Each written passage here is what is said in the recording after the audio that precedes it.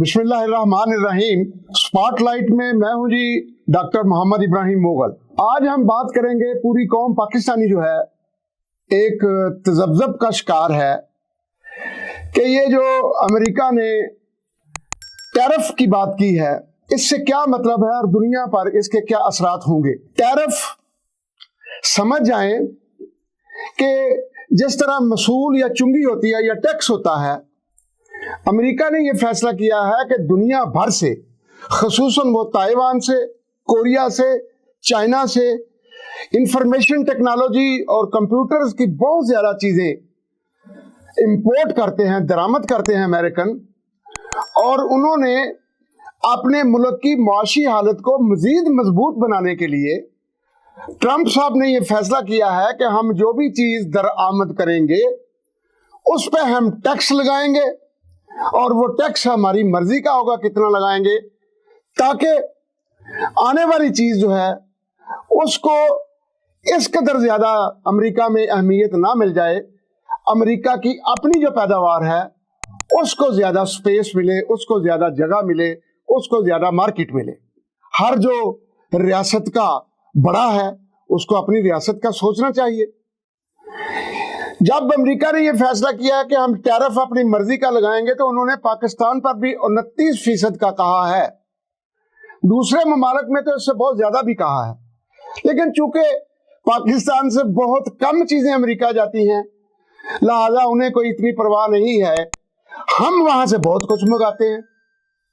اب یہ جو ٹیکس ہے اس میں وہ ملک جو چیزوں کو تیار کر رہے ہیں، مینوفیکچر کر رہے ہیں، ان پر اثرات اس لیے کم ہوں گے کہ وہ کسی بھی طریقے سے اپنی پیداواری لاگت کم کر کے، خواہ وہ زراعت کی ہو، خواہ وہ صنعت کی ہو، خواہ وہ انفارمیشن ٹیکنالوجی کی ہو، خواہ وہ کمپیوٹر کی ہو، اس کی قیمتیں کم کر کے پیداواری لاگت کی، تو امریکہ اگر ڈیوٹیاں لگاتا بھی ہے تو وہ ملک امریکہ کے جو تیار کنندگان ہیں، مینوفیکچرر ہیں، ان کے ساتھ آؤٹ آف کمپٹیشن نہیں ہوں گے، مقابلے کی فضا ان ممالک کی جاری رہے گی۔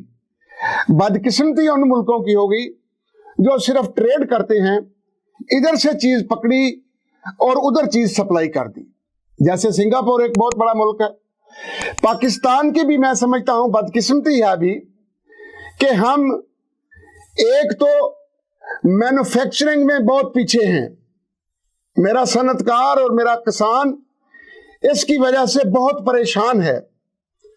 کاسٹ آف پروڈکشن زراعت کی ہو یا صنعت کی ہو بہت زیادہ ہے، جس میں آپ بجلی لے لیں، گیس لے لیں، آپ کھاد لے لیں، آپ بیج لے لیں، زرعی ادویات لے لیں۔ جب آپ کی لاگت کاسٹ یا کاسٹ آف پروڈکشن بڑھتی ہے تو آپ مقابلے کی فضا سے باہر نکل جاتے ہیں۔ اب ہمارے حکمرانوں کو بھی سوچنا ہوگا کہ ہم نے 3 کام کرنے ہیں۔ ایک کرنا ہے لاگت کاسٹ اور پروڈکشن کی جو کاسٹ ہے اسے کم از کم 20 سے 30% کم کرنا ہوگا پاکستان میں جو پروڈکشن ہو رہی ہے۔ دوسری بات، بجلی، گیس، پانی و دیگر لوازمات جو ہیں وہ خواہ صنعت کے لیے ہیں، خواہ زراعت کے لیے ہیں، انہیں مزید ان کی قیمتیں 8 سے 10% کم کرنا پڑیں گی۔ تیسری چیز، یہاں کا کرپشن کا جو بہت بڑی پرانی بلڈنگ ہے بنی ہوئی کرپشن کی، اس پر حکومت ختم کرنے کی بجائے ایک اور بنیادہ بنا دیتی ہے، ایک اور محکمہ اس پہ کھڑا کر دیتی ہے۔ ایک محکمہ کرپٹ ہے، اچھا یہ کام نہیں کرتا، اس کے اوپر ایک اور محکمہ بنا دو۔ مریم صاحبہ سے آج کل پنجاب یہ کروا رہا ہے بڑی چلاکی کے ساتھ، یہاں کا بابو۔ اس کلچر کو بدلنا ہوگا۔ صنعت میں، زراعت میں، مینوفیکچرنگ میں، ویلیو ایڈیشن میں آپ کو گورنمنٹ، یہ لیبر افسر آ گیا جی، یہ ناگے والا افسر آ گیا جی، یہ پروڈکشن والا افسر آ گیا جی، یہ بغیر کسی محکمے کے افسر آ گیا جی، یہ فلاں افسر کی گاڑی کا تیل تم دو، یہ فلاں افسر کے خرچے اتنے تم دو۔ اس کلچر کو اب آپ کو مجبوراً ختم کرنا ہوگا۔ نہیں کریں گے तो साथ भारत बैठा है। भारत पे अमेरिका ने ड्यूटी ज्यादा लगाई है। माजी में भी दुनिया भर में जो ममालिक में देख रहा था, उनमें दरआमद पर सबसे ज्यादा टैक्स भारत लगाया करता था। हमें भी अब इस कल्चर में आना है। एक तो लागते कास्ट ऑफ प्रोडक्शन कम करनी है ताकि किसान बच सके और सनतकार बच सके, क्योंकि 4 से 5 करोड़ मजदूर खपा हुआ है इन दो महकमों में। अगर ये दोनों महकमे आउट ऑफ कंपटीशन, मुकाबले की फिजा से बाहर हो गए, तो इन 5 करोड़ बंदों को रोजगार कौन देगा? लिहाजा शहबाज शरीफ साहब जरा गौर करें इधर। आप तो 4-4 साल पुराने रिटायर लोगों को भी ला के आपकी चलती नहीं है, लेकिन ये काम चलने वाला नहीं है।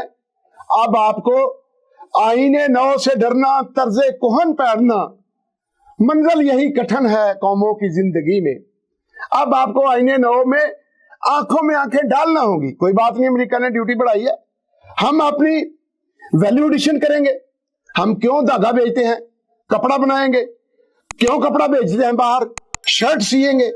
क्यों सिर्फ शर्ट बेचते हैं, उसकी अच्छी स्टिचिंग करके उसकी अच्छी पैकिंग करेंगे, कंपटीशन में जाएंगे। अगर बांग्लादेश या भारत या दूसरे कोई मुल्क लेट्स से के $20 की शर्ट देते हैं, जब हमें उसकी कॉस्ट ऑफ प्रोडक्शन कम करके, वैल्यू एडिशन करके उसकी पैदावारी लागत कम हो जाएगी, तो हम वो शर्ट $12 की बेच के अगर पाकिस्तान के लिए प्रॉफिट कमा रहे हैं, तो ये घाटे का सौदा नहीं है। ज़राअत जो हुकूमत ने अपनी पॉलिसियों की वजह से, आजकल देखें गंदम जलील हो रही है, इस पर कल बात करेंगे। लिहाजा ज़राअत या सनत, इस पर गवर्नमेंट को स्पेशल सेशन करने चाहिए, वैल्यू एडिशन करनी पड़ेगी, कॉस्ट ऑफ प्रोडक्शन कम करना पड़ेगी, इनपुट्स की कीमतें कंट्रोल करनी पड़ेंगी।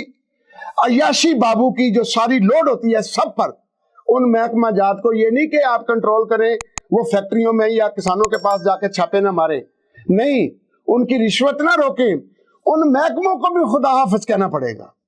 गैर तरक्याती जो महकमा जात है पाकिस्तान में, उनको खत्म करना पड़ेगा, क्योंकि उनकी कास्ट जो है अल्टीमेटली सनतकार या किसान या मैं और आप टैक्स देने वाले बर्दाश्त करते हैं, उसको खत्म करना पड़ेगा। मेरे एक अंदाजे के मुताबिक जितने पाकिस्तान में महकमे हैं गवर्नमेंट के, प्रोविंशियल या सेंटर के, उनमें से 60% महकमे अगर आप दुनिया के साथ मुकाबले की फिजा में रहना चाहते हैं तो आपको खत्म करने पड़ेंगे। उन लोगों को गोल्डन हैंडशेक उनके साथ करें। बाकी हम जो दरामदाद कर रहे हैं, मैं 9 महीने की दरामदाद रहा था ये माली साल की 24-25 की, हमने तकरीबन $24 अरब की बरामदाद एक्सपोर्ट्स की है और 40 से 42 अरब डॉलर की इंपोर्ट्स की है, दरामदाद हैं। यही दरमियाना 18-20 अरब डॉलर का फर्क 3 महीने रहते हैं साल के खत्म होने में, जून में। यही हमें तंग करता है, ये फर्क जो है, इसे ही हम कहते हैं कितना लॉस आ गया, ट्रेड डिफिसिट जिसे कहते हैं। लिहाजा हमें क्या करना होगा कि जो बाहर से 42 अरब डॉलर की चीजें दरामद की हैं, उन पर हमें भी ड्यूटी बढ़ानी पड़ेगी। दूर क्यों जाते हैं? 3 अरब की कपास या इसकी चीजें ले आए, 6 अरब का खाने वाला तेल ले आए, 1 अरब डॉलर की, 2 अरब डॉलर की सब्जियां, फल या इस तरह की चीजें ले ले, अयाशी की या मेकअप की या यहाँ के जो अमीर लोग हैं उनके बिल्लियों की और कुत्तों की खुराक इंपोर्ट कर ली। भाई ये चंचले अब आपको छोड़ने पड़ेंगे, ये इंपोर्ट्स कम करनी पड़ेगी। और कैसे कम होगी? जब आप इस पर वही टैरिफ का अमल करेंगे जैसा ट्रंप साहब ने किया है। हमें इन पर ड्यूटी लगाना पड़ेगी।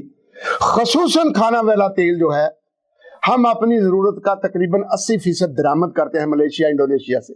मलेशियन पाम ऑयल जो है वो आता है, हमारी फसलें आती हैं सूरजमुखी की, तोरिया राया की अप्रैल में, वो अपने खाने वाले तेल की कीमतें जमीन पर गिरा देते हैं, इसलिए कि पाकिस्तान कहीं सूरजमुखी या तोरिया या राया या सरसों इतनी पैदा करके खाने वाले तेल में सेल्फ सफिशिएंट ना हो जाए, अपना पका उगाओ और अपना खाना ना, तो वो कीमतें टेम्परेरी तौर पर कम करते हैं। हमें भी ऐसा फिलॉसफी करनी होगी कि हम ये भी खाने वाला तेल है या धागा है या जो भी है, इस पर ड्यूटी का ऐसा स्ट्रक्चर रखें कि बाहर वाले जो है अगर पाकिस्तानी किसान की कोई चीज महंगी बिक रही है तो वो अपनी तरफ से नहीं कर रहा, उसको खाद महंगी मिल रही है, उसको बिजली महंगी मिल रही है, उसको बीज महंगा मिल रहा है, उसको पानी महंगा मिल रहा है, उसको जरी लवाजमात महंगे मिल रहे हैं, जरी जद्वियात महंगी मिल रही है, आप वो सस्ती करें, अगर नहीं करनी तो बाहर वाली जो चीजें आ रही हैं $42 अरब की, काश शहबाज शरीफ साहब, काश chief of the army staff साहब,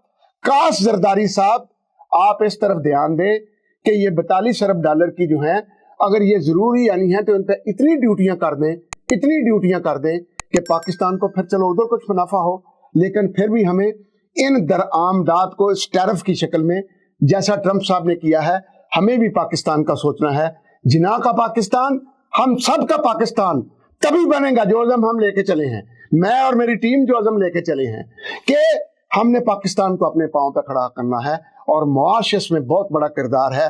उम्मीद है आपको मामलात वाज़ेह हो गए होंगे। अस्सलामु अलैकुम व रहमतुल्लाहि व बरकातहू।